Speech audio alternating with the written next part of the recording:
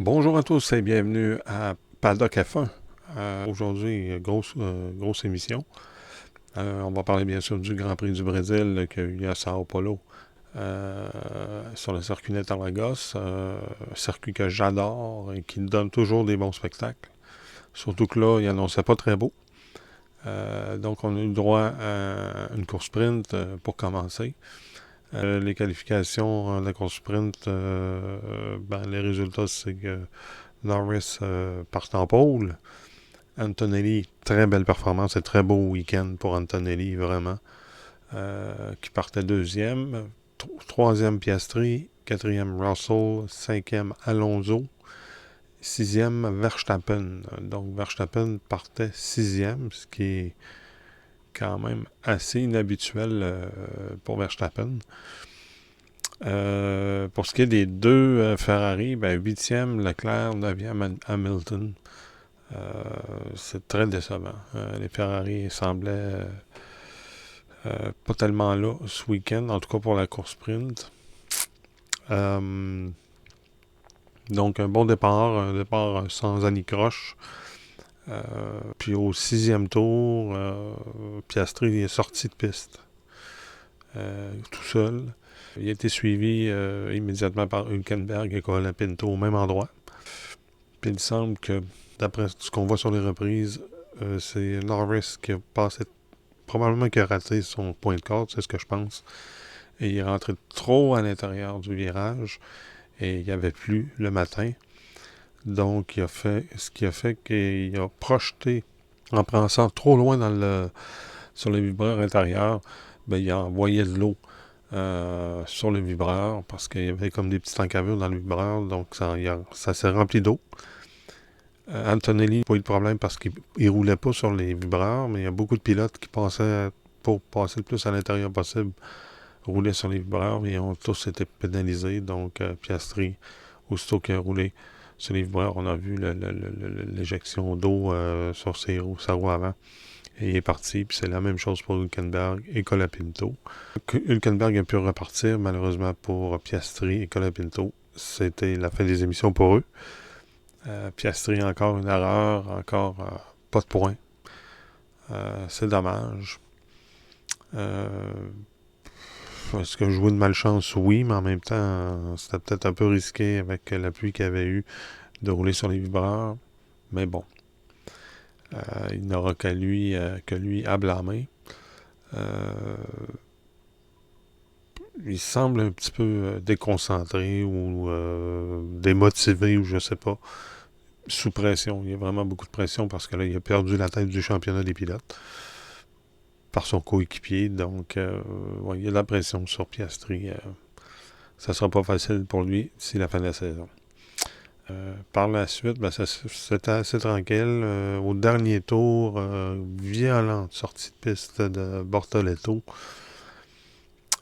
Bortoleto qui suivait une voiture devant. Je pense que c'était une Alpine et puis il a donné un coup de volant pour la prendre au freinage, pour prendre la voiture au freinage. Malheureusement, c'était assez brusque comme coup de volant à gauche et il y avait encore son DRS d'ouvert, donc ce qui fait qu'il avait passé depuis à l'arrière et l'arrière est passé devant, tout simplement, et il a fait toute une sortie de piste. Alors on voit que les voitures sont très solides, très sécuritaires parce qu'il n'a pas été blessé, malgré, je pense, c'est 57G à l'impact. Donc, on a eu chaud.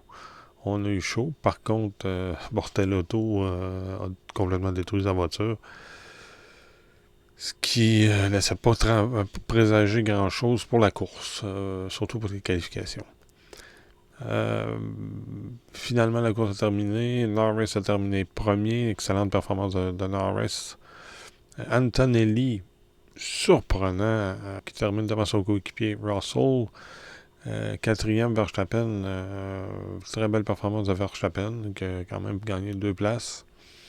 Leclerc aussi, cinquième. Alonso, sixième. Septième, Hamilton. Hamilton se cherche, on dirait. Donc, comme j'ai dit, Bortoleto, Piastri et Colapinto n'ont pas terminé l'épreuve. Donc, ça s'annonçait très excitant pour la course. Vous verrez pas durant cette capsule-là d'images vidéo de la course parce qu'on me bloque systématiquement sur YouTube lorsque je mets des images à cause des copyrights. Pourtant, à titre éditorial, c'est écrit noir sur blanc sur le site de la FIA qu'on a le droit d'utiliser les images, des portions d'images du Grand Prix. Mais bon, YouTube, avec leur détecteur, détecte les copyrights, puis eux, ils font pas de différence, alors c'est ça. Donc, ils me bloquent systématiquement, donc c'est pour ça que je pourrais pas mettre de vidéo, malheureusement, des courses.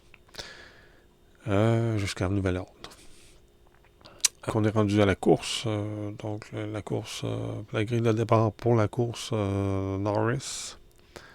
Deuxième, Antonelli. Antonelli encore semble très à l'aise sur le circuit de Sao Paulo. Troisième, Leclerc. Très belle performance de Leclerc qui est toujours là. Quatrième, Piastri. Cinquième, Hadjar. Sixième, Russell. Un peu décevant pour Russell, par contre. Septième, Lawson. Berman, huitième. Et Hamilton, on le retrouve en 13e place. Alors, ça, c'est inhabituel et assez décevant. Ça ne regarde pas très bien. Hamilton lui-même n'est pas tellement satisfait. C'est le moins qu'on peut dire. Bortoletto en qualif n'a fait aucun tour. Il n'a fait aucun temps parce que sa voiture n'était pas prête, tout simplement. On n'était pas capable de préparer la voiture pour qu'elle soit prête pour les qualifs. Et là, à ce moment-là, c'est à la discrétion des commissaires de course de le faire participer à la course ou pas. Dans ce cas-ci, on lui a permis de participer à la course. Donc, ça lui donne 18e. Pourquoi qu'il part 18e et pas 20e? Ben, c'est parce que Verstappen, on n'en a pas parlé, hein, mais Verstappen s'est qualifié 16e. Ce qui est inhabituel et très décevant. On était complètement perdu chez Red Bull. Donc, au lieu de partir 16e, il a décidé, tiens, je vais être pénalisé de 10 places, mais je vais toucher à la voiture. Il a décidé de modifier les réglages et on a même changé le moteur, changé plusieurs pièces. Donc, voilà, il partait avec une voiture et on a travaillé sur les réglages pour lui offrir une meilleure voiture pour la course. Ce qui fait qu'il part de la ligne des puits en 19e place et Ocon aussi part de la ligne des puits parce qu'il a changé, je pense, sa boîte de vitesse. Donc, on s'attendait à une course très excitante.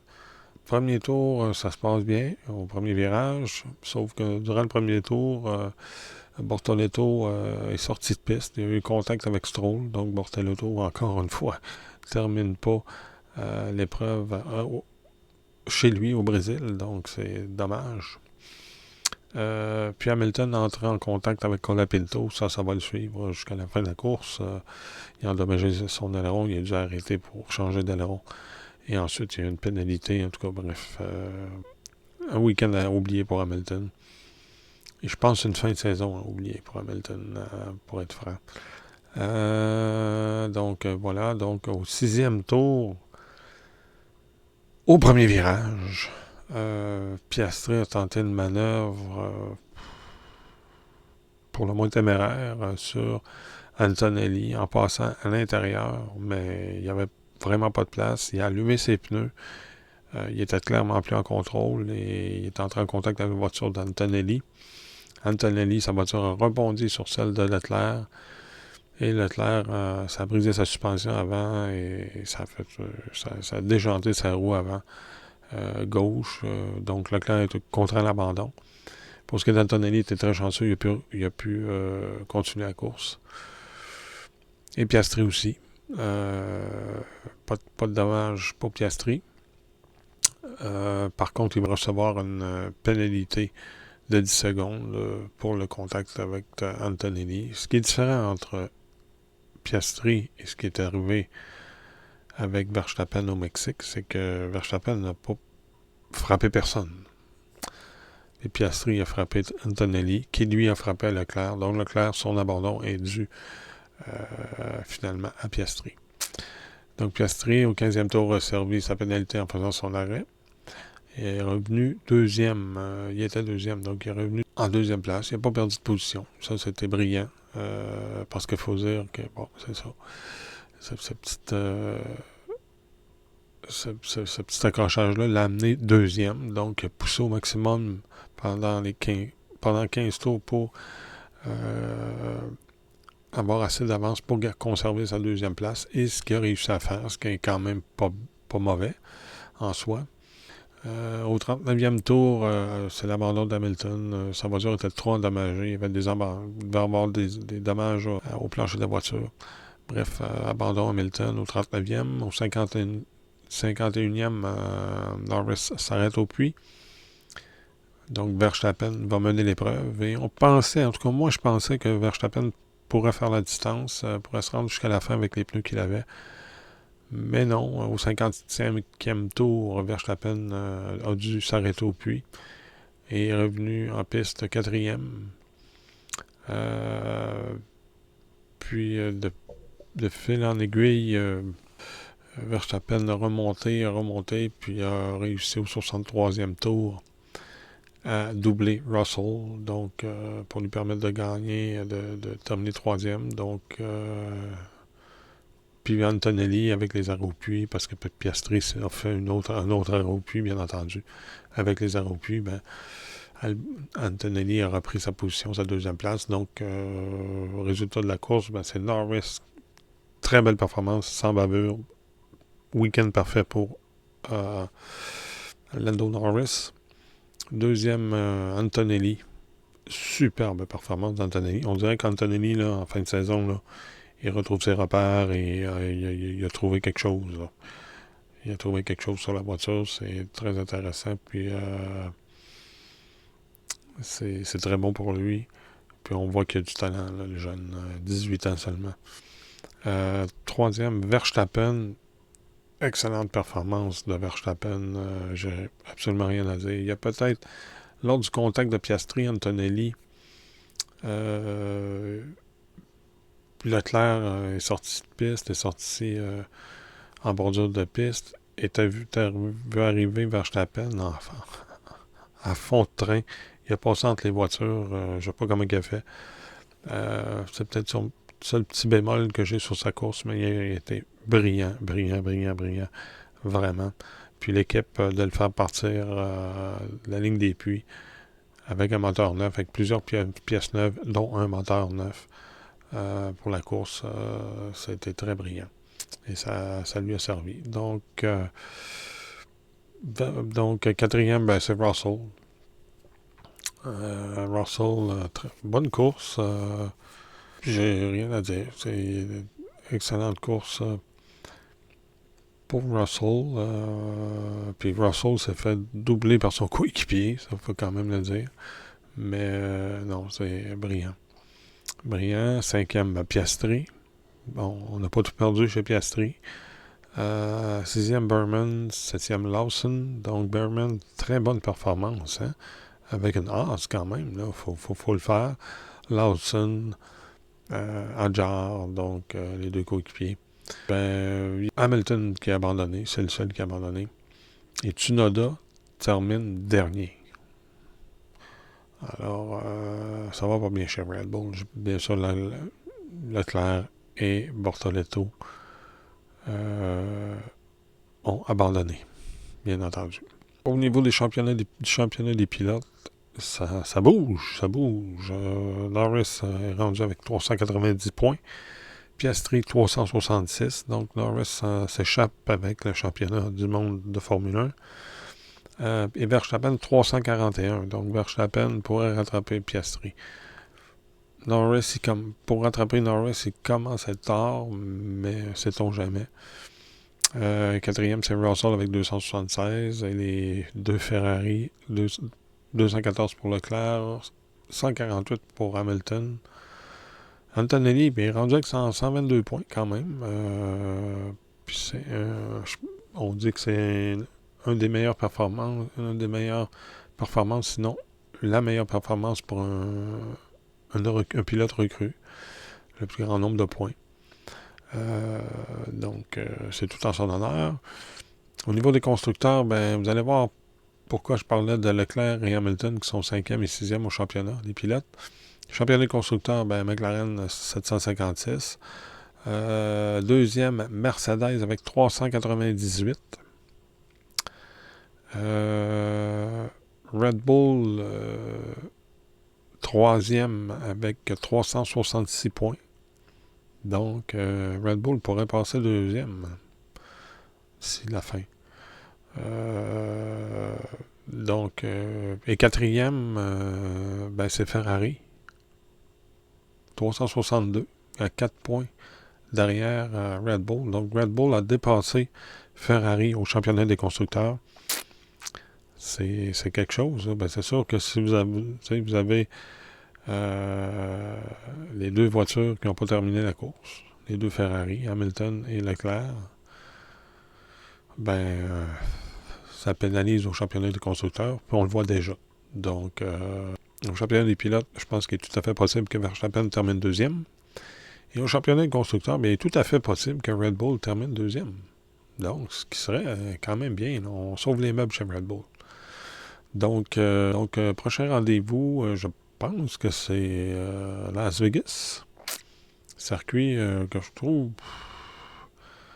J'aime pas trop ce circuit. Moi, des circuits de ville, là, très, très sinueux, c'est pas mon bag, mais ça donne des courses très intéressantes et c'est très beau. C'est très le fun à regarder.